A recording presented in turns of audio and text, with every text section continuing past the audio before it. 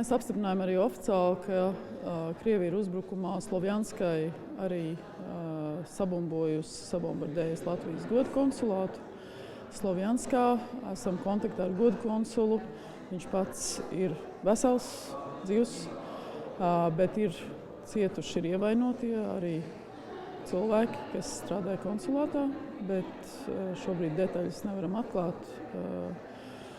Un tuvumā ir trāpīts arī civili iedzīvotājiem, kuri gājuši bojā, kas nav bijuši saistīti ar konsulātu mūsējo. Tie ir citi cilvēki, bet kas ir gājuši bojā vismaz 6. Un barbarisms pilnīgs no Krievijas puses. Tur nav nekādu militāru objektu, tas ir tīrs civils rajons. Tur vispār nav nekāda iemesla, kam tādam uzbrukt. Līdz ar to mēs to tulkojam, protams, kā apzinātu uzbrukumu. Arī Krievijas misijas vadītājs Rīgā ir izsaukts. Esam informējuši gan Eiropas Savienības, gan NATO kolēģus.